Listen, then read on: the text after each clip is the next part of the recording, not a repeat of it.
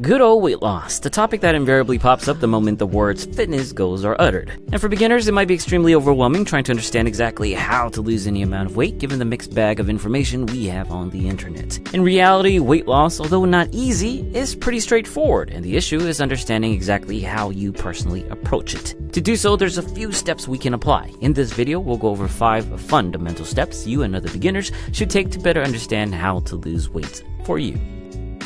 You know, I actually want to start with a step 0. Before deciding anything, you need to answer this. Do you actually want to lose weight? Or are you just trying to shed a bit of fat and build muscle? If you're, say, around the average body fat of about 20% for men and 28% for women, then your weight doesn't really matter much at all. Your goal is to simply change your body composition, something known as recomposition, burning fat while building muscle without huge changes to the scale. Now, I don't want to completely jump into the topic of body recomposition in this specific video, but feel free to check out some of my similar videos and I'll approach this topic more in the future.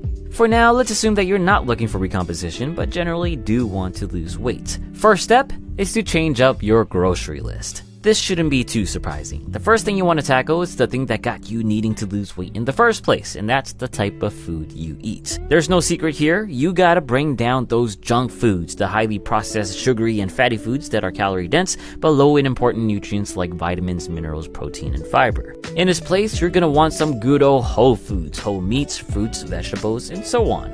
Not so much overthinking needed. Switching to whole foods generally provide more nutrients while getting you fuller with fewer calories. It doesn't sound fun getting rid of all your delicious treats, but there has to be some sort of change. You can still have the occasional processed goodness as long as you don't overeat and overindulge. Moderation is key here, so don't think I'm trying to ruin your dietary life forever, just building some form of conscious responsibility to your food choices.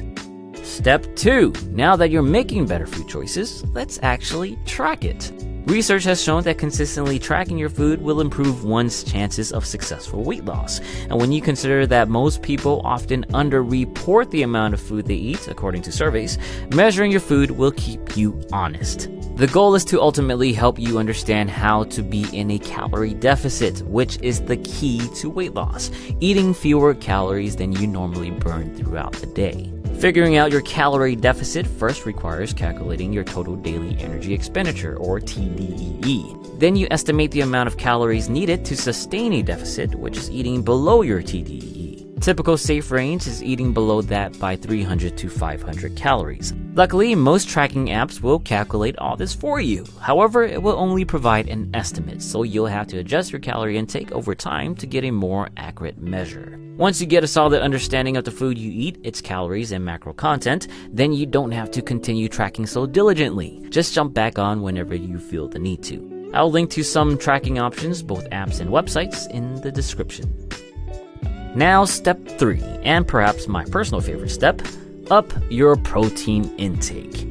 As you make your grocery list, try to tack on larger portions of protein wherever possible. Followers of my stuff already know how much I preach the gospel of protein. Simply put, when it comes to any goal, having more protein is almost always a good idea. For weight loss, eating more protein will actually burn more calories through something known as thermic effect of food. Essentially, protein takes more energy to digest and absorb, thus burn more calories compared to carbs and fats. Protein can also help you feel full quicker and for longer. One study even found subjects spontaneously reduced their food intake by 440 calories just by eating more protein first. Tack on the benefit of preserving and building lean mass, and you can see the absolute amazingness of more protein. As for how much, typical recommendation for a healthy individual is to eat about 1.6 grams of protein per kilogram of body weight per day. Now on to step 4. Do your cardio and your lifting. Cardio has always been touted as the weight loss tool, but it's sorely lacking one key factor that only resistance training can provide: building muscle. Of course, when people think of losing weight, muscle often is not a key priority. Worse yet, some have a sort of expectation that you'll end up looking more, quote, toned after you shed away the layer of fat by doing cardio. Unfortunately, cardio, the steady state kind, will only help with fat and weight loss, and you're actually at risk of losing muscle. This whole tone thing isn't gonna happen. But that's where resistance training comes in. Although not a great option for burning fat, we know lifting weights can at least preserve and, for beginners, even build muscle during a calorie deficit. And luckily, when we do both, we essentially get both of its benefits. Research has even shown that fat loss is accelerated even further while preserving or building muscle when both are done concurrently. So again, do both. It's gonna be worth it. And finally, step number 5. Be consistent and patient. There really couldn't be anything else here. The previous steps are pretty much the top fundamental factors for successful weight loss. Now it's time for the hard part, being consistent with the steps. Your goal here is to take the steps and formulate a strategy in which you can best adhere to in the long haul. Fortunately, these steps allow for some wiggle room to adjust for your personal preference. You have options in the types of whole foods you want to eat, how long you want to track your food, how much of a deficit you want to sustain, what type of protein to eat, and the cardio and resistance training program you want to use. Tinker around with your options until you find something you can regularly sustain. Once you do, be patient with your expectations. Remember, you're trying to undo years and years of weight gain and poor habits. That's going to take time and won't be something you can see on a day-to-day basis. Give it months, a whole year even, to see the results that you want.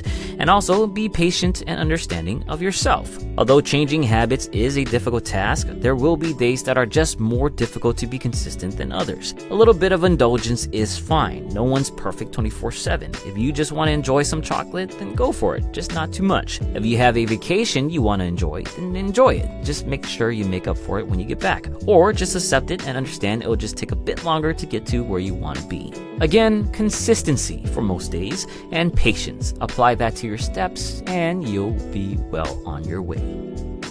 There we have it, folks. The 5 steps, in my opinion, that will help you on your weight loss goals. Again.